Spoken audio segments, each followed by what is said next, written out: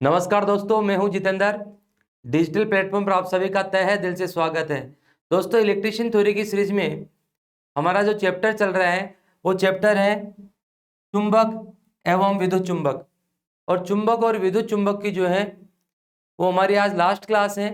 इससे पहले हम 3 क्लास बना चुके हैं और आज की क्लास में जो हमारा जो टॉपिक है वो पहला टॉपिक है विद्युत चुंबकत्व का सिद्धांत। दोस्तों, ये विद्युत चुंबकत्व का सिद्धांत आया कहाँ से, कब आया है, क्या, ये सब चीजें यहाँ पर हम पढ़ने वाले हैं। सबसे पहली बात तो सबको ये पता हो कि ये जो सिद्धांत है 1819 में 1819 में वैज्ञानिक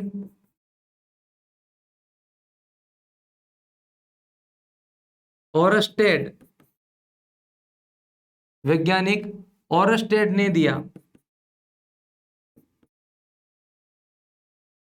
वैज्ञानिक ओरस्टेड ने क्या बताया अपने को, उस चीज को ध्यान दें। मान लो जैसे ये कोई परिपथ था, इसमें इधर नेगेटिव दिया, इधर पॉजिटिव दिया, आपने किसी स्रोत से इसको जोड़ दिया तो जाहिर सी बात है करंट बहने लगेगी। तो ये करंट जो है इस कंडक्टर में से गुजर रही है। तो दोस्तों, आप सबको ये पता होना चाहिए, ओरस्टेड ने ये कहा कि किसी भी विद्युत धारावाही चालक जो है उसमें चारों ओर चुंबक के क्षेत्र बनता है। और उन्होंने सिद्ध करके भी बताया। जैसे मान लो ये चालक है तो इस चालक के चारों ओर क्या है, सकेंद्रीय चुंबकीय क्षेत्र बनेगा, चारों ओर बनेगा। तो सबसे पहले इन्होंने कैसे पता किया, इन्होंने एक चुंबकीय सुई ली, एक कंपास लिया, ये यहां पर किसी बिंदु पे टिका हुआ है इस प्रकार से। अब आप जो है इस कंपास को इस विद्युत धारावाही चालक के पास लेकर के जाते हो, इस विद्युत धारावाही चालक के पास लेके जाते हो। जैसे ही इसका कोई चुंबकीय क्षेत्र आएगा तो जाहिर सी बात है ये कंपास की सुई जो है वो उससे प्रभावित होगी। यदि मान लो इधर एन बन रहा है और इसके कंपास का भी ये एन है तो जाहिर सी बात है दोनों एन और एन जो है आपस में विकर्षित होकर के वो घूमेगा, इधर आएगा और इधर ये एस वाला हिस्सा उधर जाकर के चिपकने की कोशिश करेगा। ऐसे ही मैं चारों ओर ले लेकर के देखता हूं तो मैंने ये देखा कि विद्युत धारावाही चालक जो है उसके चारों ओर सकेंद्रीय चुंबकीय क्षेत्र बनता है। फिर मैंने यहाँ पर इस सप्लाई को बंद करके देखा, बंद किया तो करंट प्रवाह होना बंद हो गई और करंट प्रवाहित होना बंद हो गई तो जाहिर सी बात है वहां पर चुंबकीय क्षेत्र बनना भी बंद हो गया। तो इस प्रकार से ओरस्टेड ने बताया कि ओरस्टेड ने सबसे पहले हमें बताया कि कोई भी विद्युत धारावाही चालक होगा और उसमें करंट का प्रवाह हो रहा है तो जाहिर सी बात है उसमें सेकेंडरी चुंबकीय क्षेत्र बनेगा, उसमें चारों ओर चुंबकीय क्षेत्र बनेगा। दोस्तों, ये प्रभाव जो है आप सबको पता होना चाहिए कि विद्युत जो है, विद्युत के प्रभाव अपन मोस्टली पढ़ते हैं 3 प्रकार के प्रभाव, रासायनिक प्रभाव, ऊष्मीय प्रभाव और चुंबकीय प्रभाव। तो दोस्तों, आप सबको पता हो कि चुंबकीय प्रभाव जो है वो सबसे पहले किसने दिया अपने को, ओरस्टेड नामक वैज्ञानिक ने दिया और 1819 में दिया। और चुंबकीय प्रभाव में जो सबसे पहले हमारे को चीज पता लगी वो ये लगी कि किसी भी विद्युत धारावाही चालक में यदि करंट का प्रवाह हो रहा है किसी चालक में तो उसके चारों ओर जो है वो चुंबकीय क्षेत्र बनता है और इस चुंबकीय क्षेत्र को जो है हम कंपास के द्वारा देख सकते हैं, महसूस कर सकते हैं, उसके प्रभाव के क्षेत्र को अपन देख सकते हैं। तो जाहिर सी बात है इस प्रकार से हमने पढ़ा कि विद्युत चुंबक का सिद्धांत, ये प्रभाव जो है यहां पर मैं लिखना चाहूंगा कि ये प्रभाव चुंबकत्व कहलाता है। कौन सा प्रभाव, कि विद्युत धारा प्रवाहित करने पर इसके चारों ओर चुंबकीय क्षेत्र बन रहा है।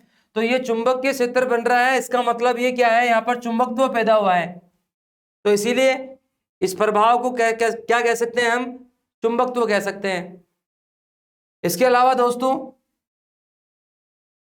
आगे हम बात कर रहे हैं विद्युत चुंबक संबंधित नियम हम पढ़ने वाले हैं। और विद्युत चुंबक संबंधित नियमों में हम सबसे पहले पढ़ रहे हैं यहाँ पर सीधे धारावाही चालक हेतु क्या नियम है।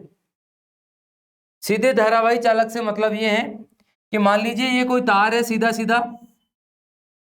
कोई सीधा तार है। इस तार में यदि आप करंट का प्रवाह करते हैं तो ये करंट के प्रवाह की दिशा बताई हुई है। तो ओरस्टेड के नियम के अनुसार क्या हो रहा है, इसके अंदर चारों ओर सकेंद्रीय चुंबकीय क्षेत्र बन रहा है, जो आपको दिखाया हुआ है। मैंने लिखा भी है यहाँ पर कि चुंबकीय क्षेत्र की दिशा जो है यहाँ पर इस प्रकार से आपको बताई हुई है। तो यहाँ पर सीधे धारावाही चालक में अभी हमने ये पढ़ा कि कोई भी चालक होगा तो जाहिर सी बात है उसमें सकेंद्रीय बल रेखाएं, यहां लिखना चाहूंगा मैं, सकेंद्रीय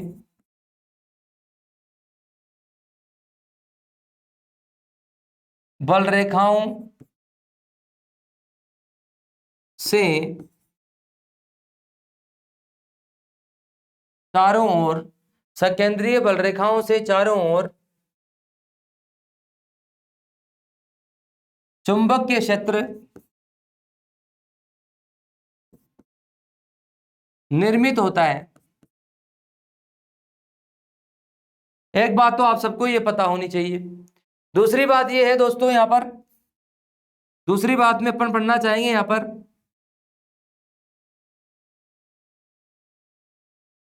कि बल रेखाओं की जो सकेंद्रीय चुंबकीय बल रेखाएं बन गई है यहां पर, और सकेंद्रीय बल रेखाएं जो है ये चालक की पूरी लंबाई में जो है, चालक की पूरी लंबाई में होगी। यानी मैं यहां लिखना चाहूंगा ये चुंबकीय बल रेखाएं, ये बल रेखाएं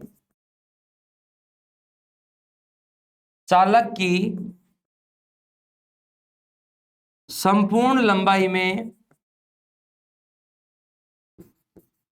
समान रूप से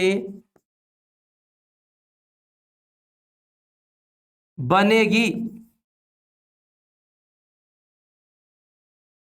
चालक कितना ही लंबा हो, यदि उसमें करंट का प्रवाहित हो रही है तो चालक के चारों ओर सकेंद्रीय बल रेखाएं बनेगी और एक समान बनेगी। ऐसा नहीं है कि कहीं पे कम हो जाएगी, कहीं पे ज्यादा हो जाएगी। एक समान जो है वो चारों ओर जो है इसके सकेंद्रीय बल रेखाएं निर्मित होगी। इसके अलावा दोस्तों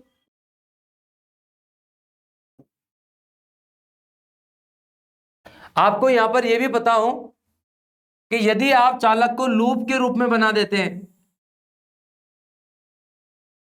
सीधा तार था, सीधा चालक था, उसको आपने क्या कर दिया, लूप के रूप में घुमा दिया। अब जब इसको लूप के रूप में आप घुमाते हो तो उसमें करंट का प्रवाह होगा, और करंट का प्रवाह होगा जो कुछ इस प्रकार से होगा। तो जाहिर सी बात है चारों ओर सकेंद्रीय बल रेखाएं तो बनी रही है इसमें। तो अंदर की ओर आप देख सकते हो दोस्तों, अंदर की ओर जो है वो सघन चुंबकीय बल रेखाएं बनेगी। तो मैं यहां लिख सकता हूं अंदर की ओर, लूप के अंदर की ओर, लूप के अंदर की ओर सघन चुंबकीय बल रेखाएं बनती हैं, जबकि बाहर की ओर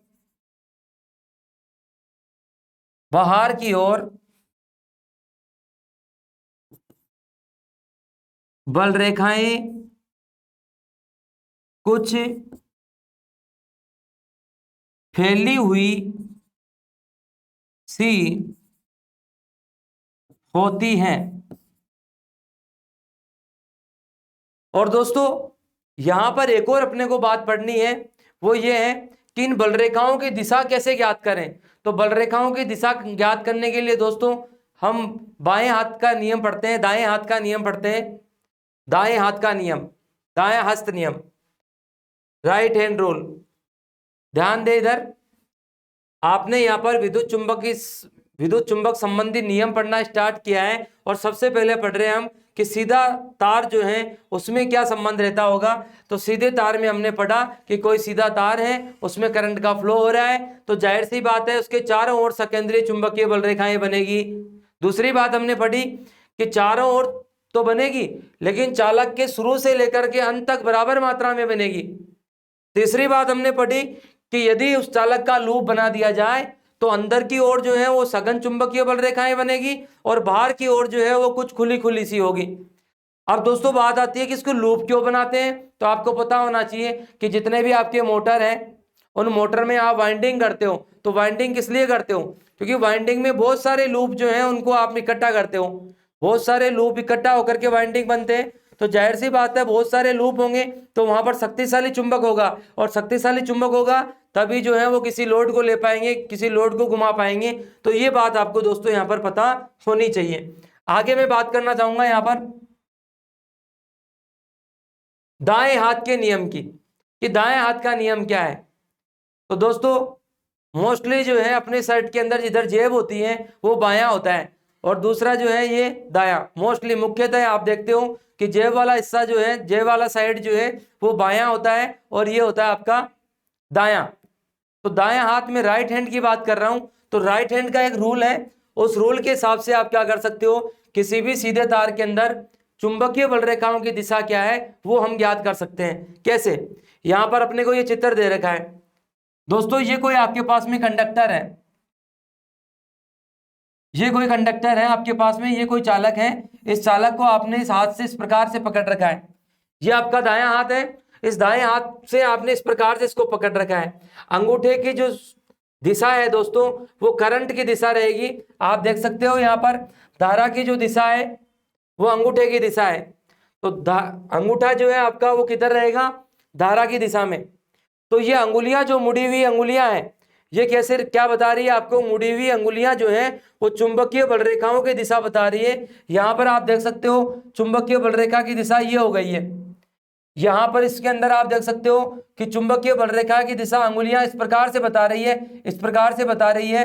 तो जाहिर सी बात है ये अंगुलियां जैसे मुड़ेगी वो क्या होगी, चुंबकीय बल रेखाओं की दिशा या चुंबकीय क्षेत्र की दिशा। जबकि अंगूठा जो है वो अंगूठा वो कैसे रह रहा है इस चालक के अंदर, ये मान लो कोई चालक है, इस चालक में अंगूठा जो है वो क्या बताएगा, करंट की दिशा। तो यहां पर मैं लिख सकता हूं दोस्तों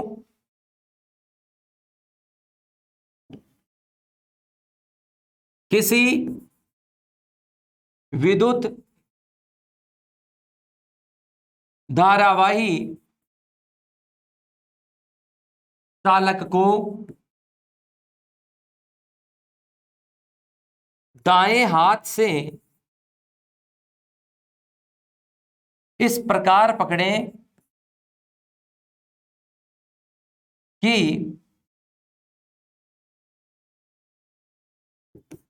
अंगूठा विद्युत धारा की दिशा में रहे तथा अंगुलियां, या फिर मैं लिख दूं मुड़ी हुई अंगुलियां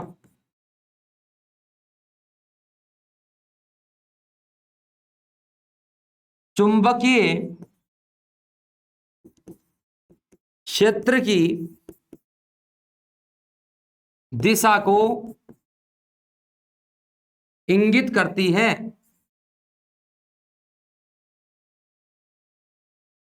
तो दोस्तों ये था आपका दाएं हाथ का नियम। दाएं हाथ का नियम क्यों पढ़ा जाता है, सबसे मोस्ट पर्सन, दाएं हाथ का नियम क्यों पढ़ा जाएगा, दाएं हाथ का नियम चुंबकीय बल रेखाओं की दिशा ज्ञात करने के लिए हम पढ़ते हैं। बाएं हाथ में क्या पढ़ते हैं, दाएं हाथ में ये पढ़ा हमने कि दाएं हाथ से किसी चालक को इस प्रकार पकड़े कि अंगूठा करंट की दिशा में रहे तो अंगुलियां उसके चुंबकीय बल रेखाओं की दिशा को इंगित करती है। ये बात हमें पढ़नी है। आगे फिर मैं बात करता हूं यहां पर मैक्सवेल का कॉर्क स्क्रू नियम क्या है। मैक्सवेल का कॉर्क स्क्रू नियम जो है वो भी हमें चुंबकीय क्षेत्र की दिशा को ही बताता है। मान लीजिए ये कोई ऊर्जा है, इस पुर्जे में ये स्क्रू जो है वो कसा हुआ है। अब इसको आप खोलते हैं या कसते हैं। यहां पर आपको कसने के हिसाब से बताया गया है कि धारा की दिशा जो है, धारा की दिशा जो है वो क्या है, इसको कसने की दिशा है। आप जैसे जैसे इस पुर्जे में इसको कसोगे, इसको घुमाने पर, ये इसका हैंडल है, इसको पकड़ के आप घुमाओगे, तो जैसे आप घुमाओगे तो जाहिर सी बात है ये अंदर की ओर कसा जाएगा। तो कसा जाएगा तो इसके जो स्क्रू है, इसको बोलेंगे अपन स्क्रू। तो ये जो स्क्रू है, इस स्क्रू को क्या कर रहे हो आप, घुमा करके कस रहे हो। कस रहे हो तो स्क्रू के बढ़ने की जो दिशा होती है वो विद्युत धारा की दिशा होती है, जबकि स्क्रू के घूमने की दिशा, आपको पता है कि स्क्रू ऐसे घूमेगा, तो ये जो घूमने की दिशा हो रही है ये क्या है, चुंबकीय क्षेत्र की दिशा। आप इसको इस प्रकार से, कोई जरूरी नहीं है कि अपन ऐसा स्क्रू लें, आप इस प्रकार से भी ले सकते हो कि मान लो आपके पास में ये कोई बोतल नुमा आकृति है, बोतल ही है समझो, इसके ऊपर ये कोई ढक्कन लगा हुआ है, इस पे ये चूड़ियां सी बनी हुई है यहां पर। अब दोस्तों मैं इसको खोलता हूं, मान लो ये मेरे पास में कोई चालक है, चालक विद्युत धारा वाही तार, ये कोई चालक है मेरे पास में, और इसमें जो है वो करंट की दिशा मान लो मैं ये मानता हूं। तो करंट की दिशा जिसमें रहती है उसी में ही आपका ये ढक्कन जो है या स्क्रू जो है वो खुलना चाहिए। तो जाहिर सी बात है मैं इसको खोलूंगा तो ऐसे घुमाऊंगा, इसको मैं ऐसे घुमाऊंगा तो ये आगे की ओर बढ़ेगा। तो ढक्कन के स्क्रू के बढ़ने की जो दिशा है वो करंट की दिशा होनी चाहिए, और स्क्रू के जो घूमने की दिशा है वो चुंबकीय क्षेत्र की दिशा होनी चाहिए या चुंबकीय बल रेखाओं की दिशा होनी चाहिए। तो इस प्रकार से दोस्तों हम मैक्सवेल का कॉर्क स्क्रू नियम पढ़ते हैं। इसमें मैं लिख सकता हूं यहां पर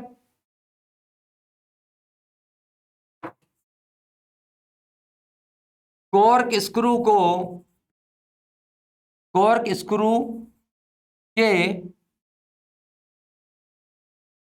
खुलने की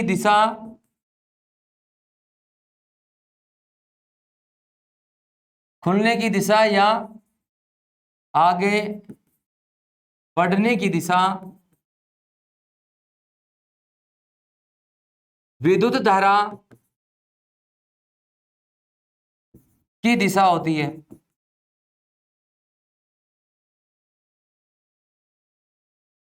तथा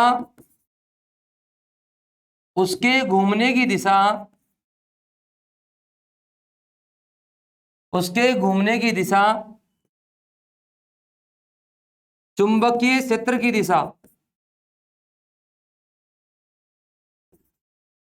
दिशा होती है। तो ये मैक्सवेल का आपका कॉर्क स्क्रू नियम था। इसके लिए जो मोस्ट क्वेश्चन है वो यही है कि सबसे पहली बात तो आप सबको यही पता हो कि मैक्सवेल का कॉर्क स्क्रू नियम पढ़ते क्यों है। तो मैक्सवेल का कॉर्क स्क्रू नियम हम चुंबकीय बल रेखाओं की दिशा ज्ञात करने के लिए पढ़ते हैं। इसमें होता क्या है, तो आप जैसे जैसे इसके स्क्रू को घुमाएंगे, चाहे खोलें या कसें, तो जो आपका ढक्कन या स्क्रू होगा उसके बढ़ने की दिशा करंट की दिशा होती है, और उसके घूमने की दिशा जो है वो चुंबकीय बल रेखाओं की दिशा होती है। तो ये आपको विशेष ध्यान रखना है। आगे फिर हम बात करते हैं इसमें विद्युत धारावाही सोलेनॉइड हेतु दो नियम पढ़ रहे हैं आप यहाँ पर, एक पढ़ रहे हैं हेलेक्स का नियम और एक पढ़ रहे हैं आप सिरे का नियम। दोस्तों आप सबको पहले तो ये पता हो कि सोलेनॉइड का नियम क्या होता है, सोलेनॉइड होती क्या है। सोलेनॉइड में आप सबको पता होना चाहिए कि किसी कंडक्टर को आप इस प्रकार से कॉइल नुमा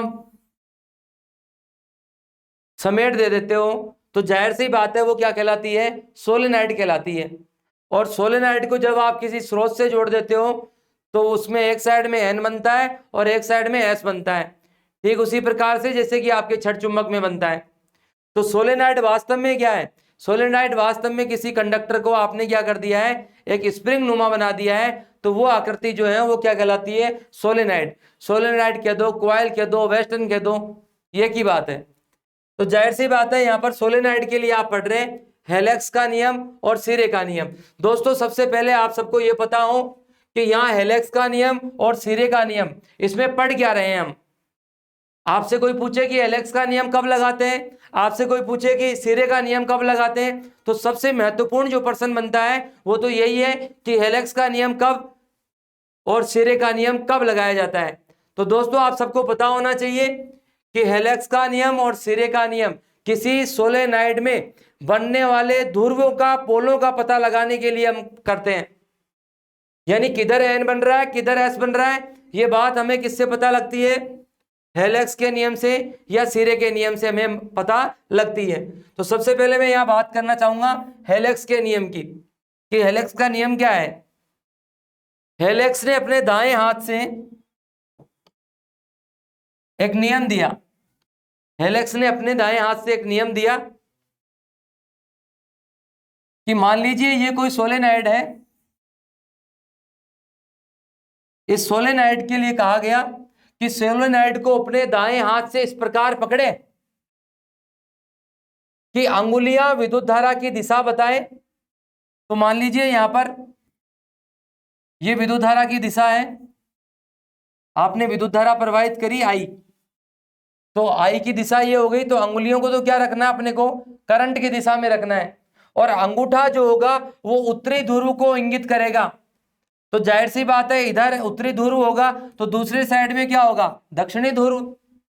तो इस प्रकार से जो है आपने इस सर्किट को पूरा किया, और यहां पर आपने पॉजिटिव दिया, नेगेटिव दिया, करंट का प्रवाह हुआ, और करंट की दिशा में आपने क्या रखी, अंगुलियां रखी दाएं हाथ की। तो करंट की दिशा में आपने अंगुलियां रखी है, तो अंगूठा क्या बताएगा, उत्तरी ध्रुव को। तो दोस्तों ये हेलेक्स नामक एक वैज्ञानिक थे, उन्होंने अपने दाएं हाथ से एक नियम दिया, दाएं हाथ से नियम देकर के उन्होंने कहा कि किसी सोलेनॉइड को कुछ इस प्रकार से पकड़े कि अंगुलियां जो है वो करंट की दिशा बताए, और अंगूठा जो होगा वो उत्तरी ध्रुव को इंगित करेगा। दोस्तों एक साइड में उत्तरी ध्रुव होगा तो दूसरी साइड में क्या होगा, दक्षिणी ध्रुव। तो इस प्रकार से जो है वो हेलेक्स के नियम से हमने ज्ञात किया कि किधर एन बन रहा है, किधर एस बन रहा है। तो आप सबको पता होना चाहिए कि हेलेक्स का नियम किस लिए दिया जाता है, किस लिए पढ़ा जाता है। हेलेक्स का नियम किसी सोलेनॉइड में बनने वाले पोलों का पता लगाने के लिए, बनने वाले चुंबकीय पोलों का पता लगाने के लिए करते हैं। कैसे किया, दाएं हाथ से इसको इस प्रकार से पकड़ा कि अंगुलियां जो है वो करंट की दिशा में रहे, और अंगूठा जो है वो उत्तरी ध्रुव को इंगित करे। तो जाहिर सी बात है दूसरा सिरा क्या होगा, दक्षिणी ध्रुव। इसी प्रकार से दोस्तों हम बात करते हैं सिरे के नियम की। मान लीजिए यही कुंडली है, इस कुंडली को मैं कुछ इस प्रकार से रख देता हूं, इस प्रकार से मैं जब इसको रखूंगा तो जाहिर सी बात है वही कुंडली है, इधर पॉजिटिव है इधर नेगेटिव है, तो करंट जो है वो कुछ इस प्रकार से इसमें से प्रवाहित होगी। तो आप करंट को इस प्रकार से देखें, करंट को इस प्रकार से आप देख रहे हैं, तो ये कैसे घूम रहा है, क्लॉकवाइज, घड़ी की दिशा में। ध्यानपूर्वक देखने से आपको यदि क्लॉकवाइज दिखता है तो जिस सिरे को आप देख रहे थे वो क्या होगा, उत्तरी ध्रुव,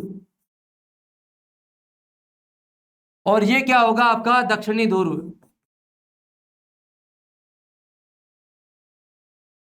क्लॉकवाइज आप देखते हैं, घड़ी की सीधी दिशा में आप देखते हैं, तो जाहिर सी बात है जिस सिरे से आपने देखना स्टार्ट किया वो क्या होगा, आपका एन होगा, और दूसरा सिरा जो होगा वो क्या होगा, एस होगा। तो सिरे का नियम, यानी सिरे का मतलब यहां पर एक सिरे से देखना है, सिरे से मतलब यहां पर एक सिरे से देखना है।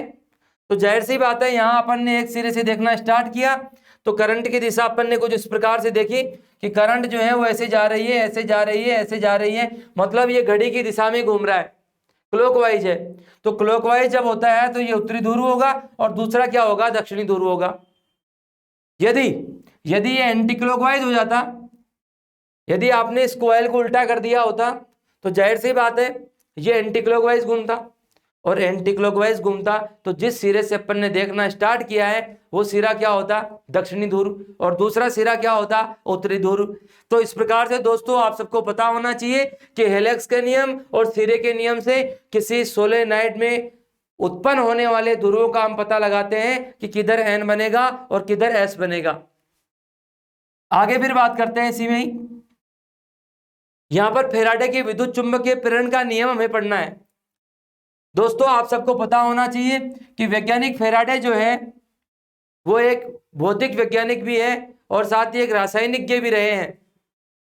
तो जाहिर सी बात है फैराडे ने फिजिक्स में भी नियम दिया है और केमिस्ट्री में भी नियम दिया है। फिजिक्स में जो नियम दिया वो फैराडे का विद्युत चुंबकीय प्रेरण का नियम कहलाता है और केमिस्ट्री में जो नियम दिया वो फैराडे का वैद्युतिक अपघटन का नियम कहलाता है। तो यहां पर अपन बात कर रहे हैं फैराडे के विद्युत चुंबकीय प्रेरण नियम की। फैराडे के विद्युत चुंबकीय प्रेरण नियम की हम बात कर रहे हैं यहां पर। तो ऐसे कम कर दो। यहां पर प्रथम नियम और द्वितीय नियम, फैराडे के विद्युत चुंबकीय प्रेरण के दो नियम है अपने पास में, प्रथम नियम और द्वितीय नियम। प्रथम नियम में क्या है, ध्यान से पढ़िए। प्रथम नियम में कहा गया कि किसी चुंबकीय क्षेत्र में, मान लो ये कोई चुंबकीय क्षेत्र था जिसमें एक साइड में N था दूसरी साइड में S था और N से S की ओर बल रेखाएं जो है कुछ इस प्रकार से चलती हैं। अब आपने क्या किया, इसके बीच में एक चालक रख दिया और इस चालक को क्या कर रहे हो आप, गतिमान कर रहे हो। चालक गतिमान कर रहे हो आप। दोस्तों फैराडे ने ऐसे नहीं कहा है कि चालक को ही गतिमान करें, आप चुंबकीय क्षेत्र को भी गतिमान कर सकते हो, लेकिन मैं यहां पर क्या कर रहा हूं, चालक को गतिमान कर रहा हूं। दोनों में से कोई भी कर सकते हैं एक, लेकिन मैं यहां पर चालक को गतिमान कर रहा हूं। तो चुंबकीय क्षेत्र में किसी चालक को गतिमान करेंगे तो जाहिर सी बात है इन चुंबकीय बल रेखाओं से उसका छेदन होगा और छेदन के परिणाम स्वरूप जो है इसमें ईएमएफ पैदा होगा। तो इस बात को दोस्तों मैं ऐसे लिखूंगा यहां पर, प्रथम नियम के अनुसार किसी चुंबकीय क्षेत्र में, किसी चुंबकीय क्षेत्र में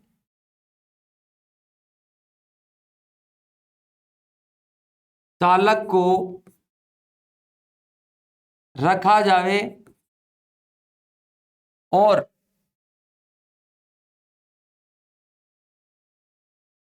देखो दोस्तों इस बात को मैं ऐसे लिख रहा हूं कि कोई भी चुंबकीय क्षेत्र है उसमें चालक को अपन गतिमान करते हैं, तो गतिमान करते हैं तो जाहिर सी बात है उसमें क्या होता है, छेदन होता है और छेदन के परिणाम स्वरूप क्या होगा, उसमें ईएमएफ पैदा होगा। तो यहां पर गतिमान चालक को करते हैं अपन मोस्टली, बाकी कर तो चुंबकीय क्षेत्र को भी सकते हैं अपन, लेकिन यहां पर क्या लिखूंगा मैं, किसी चुंबकीय क्षेत्र में चालक को रखा जाए और उसके मान में परिवर्तन, उसके बल रेखाओं के मान में परिवर्तन करवाया जाए, रखा जाए और चुंबकीय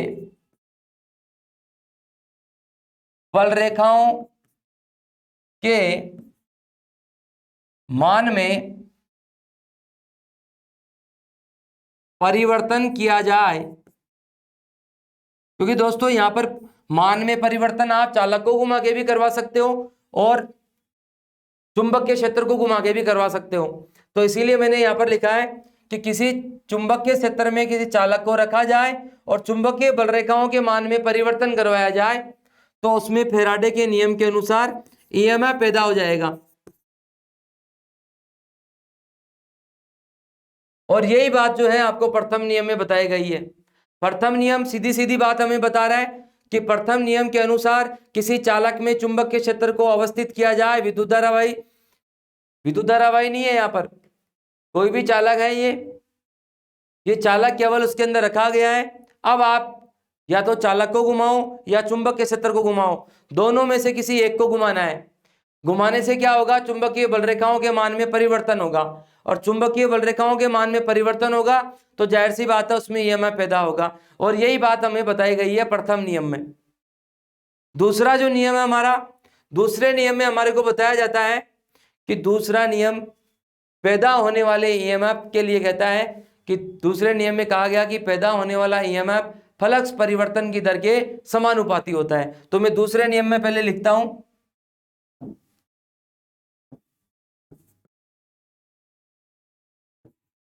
पैदा होने वाला ईएमएफ फ्लक्स परिवर्तन की दर के समानुपाती होता है।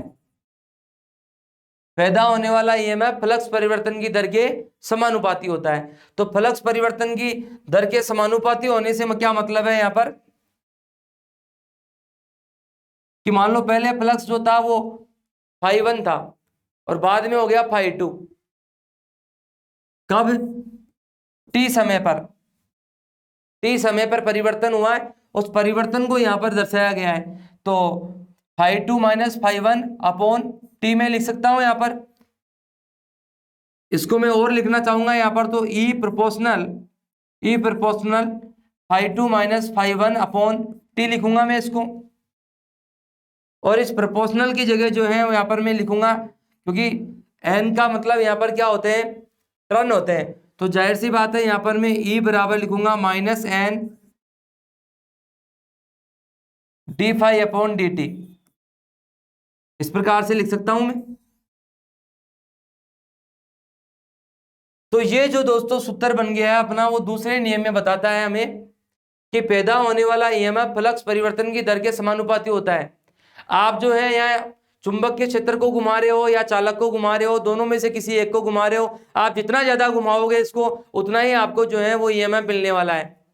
तो इसीलिए यहाँ पर कहा जा रहा है कि चुंबकीय फ्लक्स के क्या हो रहा है, समानुपाती हो रहा है। चुंबकीय फ्लक्स में परिवर्तन जितना ज्यादा आप कराओगे उतना ही ज्यादा यहाँ पर ईएमएफ मिलने वाला है। तो दोस्तों एक बार मैं फिर से बताना चाह रहा हूं कि माइकल फेराडे जो है उन्होंने विद्युत चुंबकीय प्रेरण के दो नियम दिए हैं, प्रथम नियम और द्वितीय नियम। प्रथम नियम में कहा कि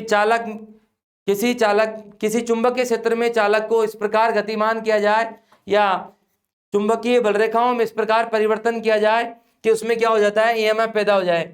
तो यहाँ पर ये चुंबकीय क्षेत्र था, इस चुंबकीय क्षेत्र में आपने चालक रखा और इसमें आपने गतिमान कर दिया। चालक को भी कर सकते हैं, चुंबकीय क्षेत्र को भी कर सकते हैं। तो जाहिर सी बात है गतिमान करेंगे, छेदन होगा तो ईएमएफ पैदा होगा। ये बात बताएगी प्रथम नियम में। द्वितीय नियम में मान के बारे में बताया गया कि पैदा होने वाले ईएमएफ में जो है वो परिवर्तन करने से वृद्धि होती है। आप जितना ज्यादा परिवर्तन करवाएंगे उतना ज्यादा ईएमएफ बढ़ करके मिलेगा। यदि आप परिवर्तन कम करवाते हैं तो जाहिर सी बात है आपको पैदा होने वाला ईएमएफ भी कम मिलेगा। तो ये बात जो है अपने को यहाँ पर सीखने को मिलती है। दोस्तों यहाँ पर एक चीज और ध्यान रखें, यहाँ पर एन जो है चालकों की संख्या है, और इसी प्रकार से इस माइनस के बारे में भी कई बार पूछा जाता है कि ये माइनस का चिन्ह जो है वो क्या बताता है। तो माइनस के चिन्ह जो है वो ये बता रहा है कि पैदा होने वाला ईएमएफ हमेशा विरोधी प्रकार का होता है।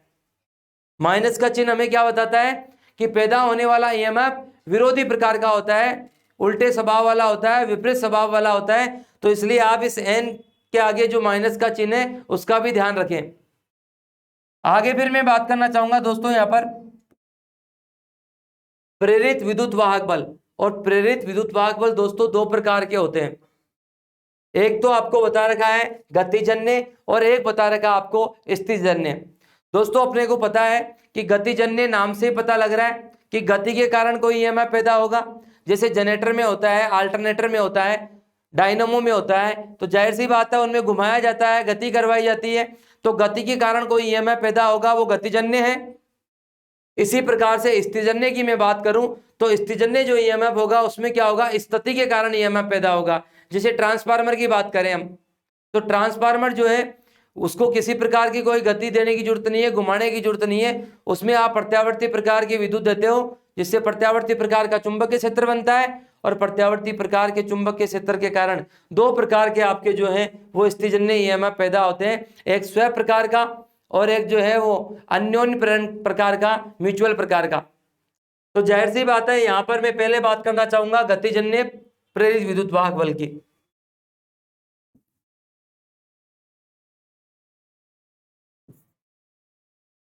किसी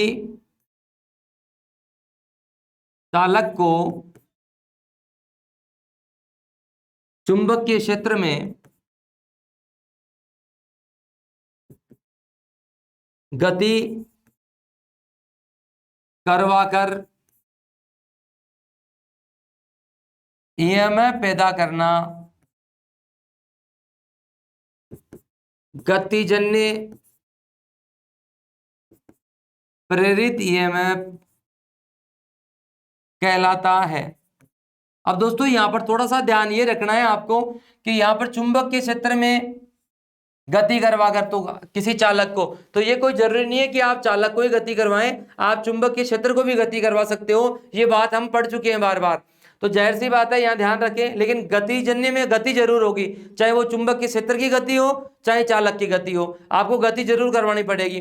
और गति करवाने से जो ईएमएफ मिलेगा वही गतिजन्य है। इसके अपन उदाहरण ले लेते हैं। यहाँ उदाहरण में ले लेता हूं, जनरेटर, अल्टरनेटर, डायनमो, मैग्नेटो, ये सब जो है वो किसके उदाहरण है? गतिजन्य ईएमएफ के उदाहरण है। अब इधर बात करता हूं मैं स्थिजन्य की।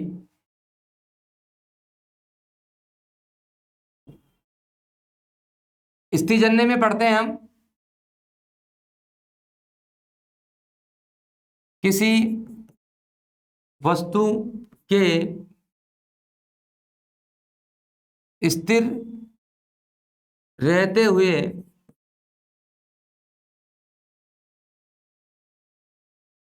प्रेरण द्वारा ईएमएफ पैदा करना स्थिजन्य प्रेरित ईएमएफ कहलाता है। सीधी सी बात है, कोई वस्तु स्थिर है या कोई कुंडली स्थिर है और उससे अपने को कोई ईएमएफ मिल रहा है तो वो क्या कहलाएगा? स्थिजन्य। स्थिजन्य का उदाहरण है दोस्तों आपके पास में ट्रांसफार्मर। अब इसमें भी ट्रांसफार्मर में भी आप सामान्य ट्रांसफार्मर भी ले सकते हो, ऑटो ट्रांसफार्मर भी ले सकते हो। तो यहां पर स्थिजन्य ईएमएफ अपने पास में दो प्रकार के बता रखे हैं, एक स्व और एक सह। यानी एक तो जो है वो सेल्फ है और एक जो है वो है म्यूचुअल। इसको आप जो है वो अन्योन प्रेरण के नाम से भी जानते हो। तो स्व में और सह में क्या फर्क होता है दोस्तों? स्थिजन्य और गतिजन्य ईएमएफ में आप एक चीज और पढ़े यहां पर कि स्थिजन्य जो ईएमएफ होता है दोस्तों, उसके अंदर जो सूत्र लिखते हैं अपन वो लिखते हैं BLV sin थीटा। गतिजन्य में तो लिखेंगे आप E बराबर BLV sin थीटा।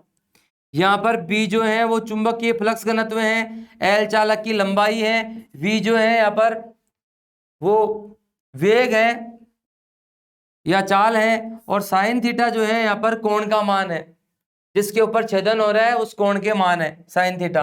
तो जाहिर सी बात है, यहाँ पर ध्यान रखिए कि B का मतलब यहाँ पर चुंबकीय फ्लक्स घनत्व है, L यहाँ पर लंबाई है, V यहाँ पर वेग है, और साइन थीटा जो है वो छेदित होने वाले कोण का मान है।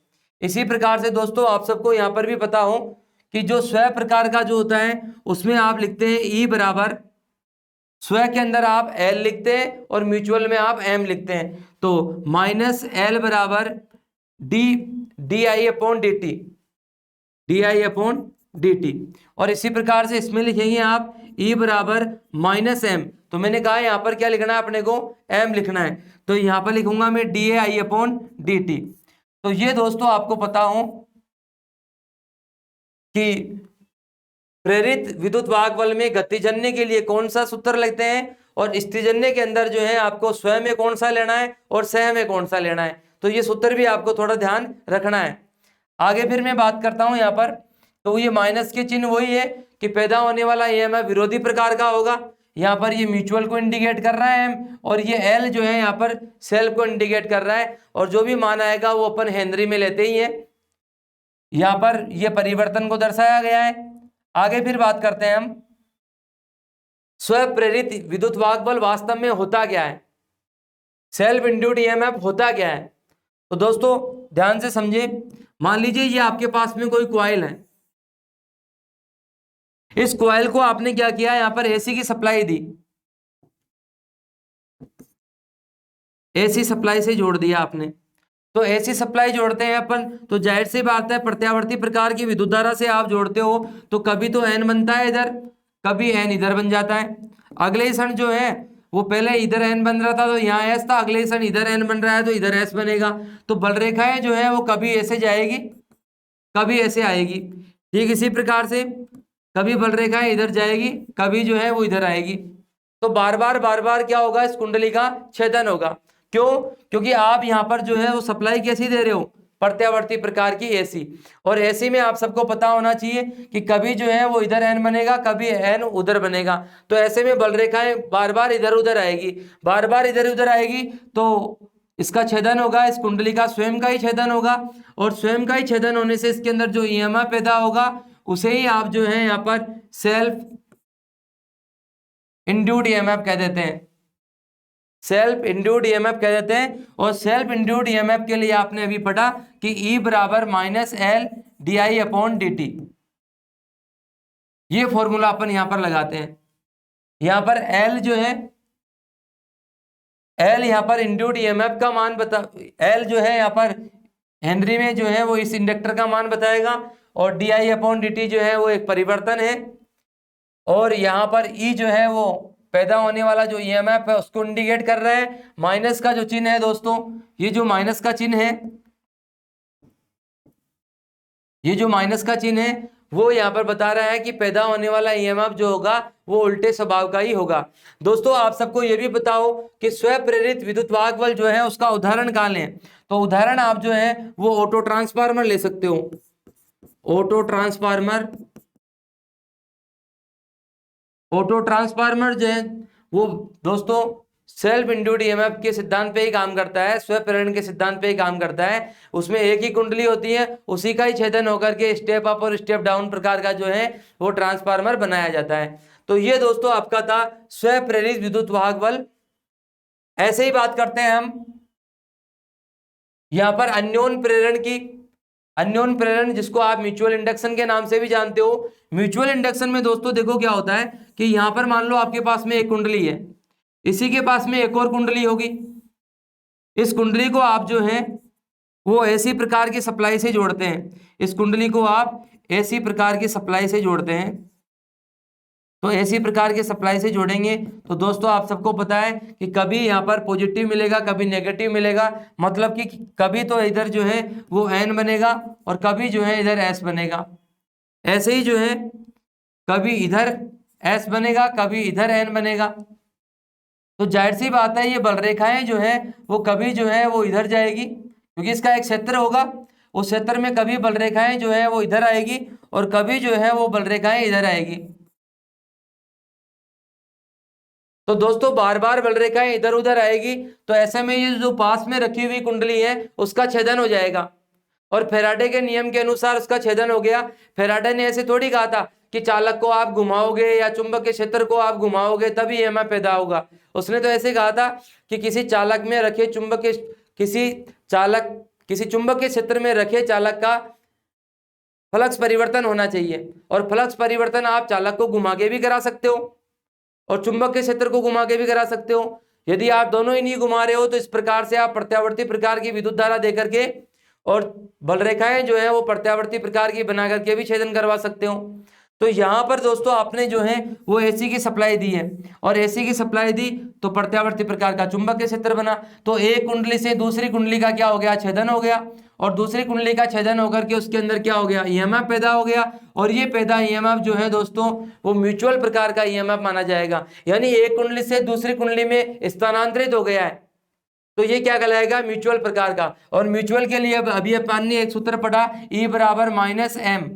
E बराबर minus M upon D I upon D T. तो ये जो फॉर्मूला होगा वो आप म्यूचुअल के लगाएंगे। म्यूचुअल इंडक्शन जो है वो इसी फॉर्मूले से अपन ज्ञात करेंगे।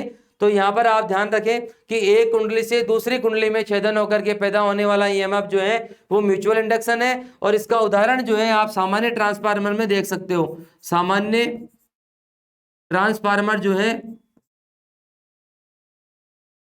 वो इसका उदाहरण हो जाता है, क्योंकि ट्रांसफार्मर में दोस्तों आपको पता है कि एक कुंडली इस प्रकार से लगी हुई है, एक कुंडली इस प्रकार से लगी हुई है। इसको आपने जो है वो एसी की सप्लाई दी है, इसमें प्रत्यावर्ती प्रकार का चुंबकीय क्षेत्र बना, पास में रखी कुंडली का छेदन होकर के उसमें भी ईएमएफ पैदा हो गया। कुंडली में टर्न कम है तो स्टेप डाउन हो गया, कुंडली में टर्न ज्यादा है तो स्टेप अप हो गया। तो इसलिए मैं कह सकता हूं कि ये सामान्य ट्रांसफार्मर जो है वो किसका, अन्योन प्रेरण का जो है वो एक सटीक उदाहरण है। तो ये आपने पढ़ा यहाँ पर कि किस प्रकार से जो है वो सेल्फ इंड्यूस्ड ईएमएफ पैदा होता है, किस प्रकार से जो है वो म्यूचुअल इंड्यूस्ड ईएमएफ पैदा होता है। आगे फिर हम बात करते हैं लेंज के नियम की। लेंज दोस्तों एक वैज्ञानिक का नाम है। लेंज ने क्या बताया? लेंज ने बताया कि पैदा होने वाला ईएमएफ जो है वो विरोधी स्वभाव का होता है, जिस कारण से उत्पन्न होता है उसी का ही विरोध करता है, ऐसा लेंज हमें बताते हैं। कैसे? मान लीजिए ये कोई कुंडली है, इस कुंडली को जो है आप एसी की सप्लाई देते हैं,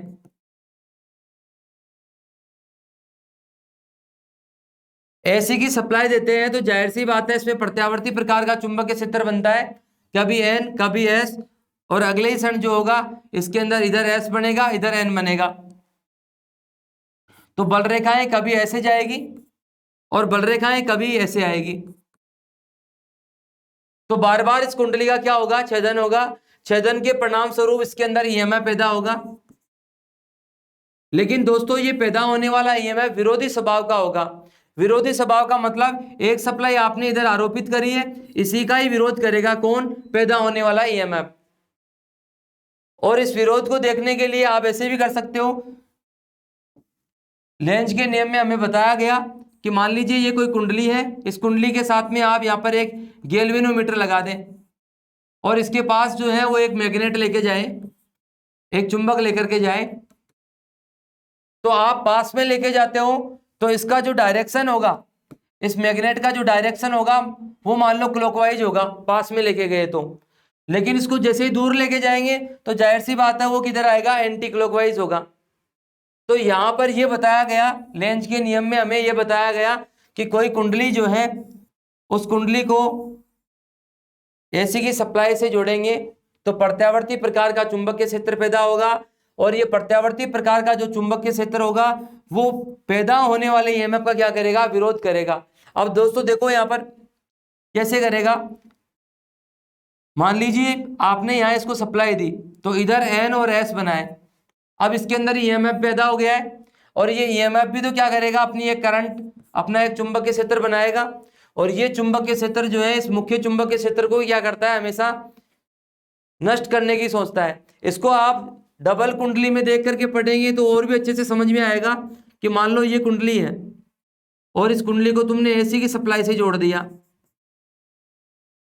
एसी सप्लाई से जोड़ा, इसके पास में एक और कुंडली है, प्रत्यावर्ती प्रकार का इधर चुंबकीय क्षेत्र बना, और इस प्रत्यावर्ती प्रकार के चुंबकीय क्षेत्र में इस दूसरी कुंडली का छेदन होकर के इसमें ईएमएफ पैदा हो गया। अब यदि मैं यहां पर मान लो लोड जोड़ देता हूं कोई, तो लोड जोड़ूंगा तो जाहिर सी बात है करंट बहने लगेगी सेकंड में भी, और इसके अंदर जो करंट बहने लगेगी उससे भी इसमें भी क्या होगा, एक चुंबकीय क्षेत्र जनरेट होगा। अब दोस्तों बात यह है कि यहाँ वाला ये चुंबकीय क्षेत्र और यहाँ वाला ये चुंबकीय क्षेत्र एक दूसरे के विरोधी होते हैं, यानी इस वाले चुंबकीय क्षेत्र के कारण ही तो ये पैदा हुआ था, और इसी का ये कर रहा है, ये विरोध कर रहा है। तो यही बात जो है हमारे को वैज्ञानिक लेंज ने बताई, और ये क्या बन गया, अपना लेंज का नियम बन गया। तो लेंज के नियम में हम पढ़ते हैं कि जिन कारणों से ईएमएफ पैदा होता है उन्हीं कारणों का क्या करता है, विरोध करता है। ये लेंज का नियम है। तो लेंज के नियम में मोटे मोटे रूप से यही ध्यान रखना है अपने को कि पैदा होने वाला ईएमएफ जो है हमेशा जिसके कारण पैदा हुआ है उसी का क्या करता है, विरोध करता है। दोस्तों चुंबक का लेसन अपना जो है वो कंप्लीट हो गया है। दूसरी बात यह है कि इसके जो मुख्य प्रश्न या मुख्य बातें या एग्जामों में और कोई आने वाली बातें हैं वो हम एक अलग से क्लास बना करके उनको नोट्स के रूप में नोट कर लेंगे। कोई सीखने की बात होगी उसको सीख लेंगे, बाकी इसके क्वेश्चन आंसर वगैरह जो है वो अपन अलग से सोल्व करने ही वाले हैं। धन्यवाद, जय हिंद।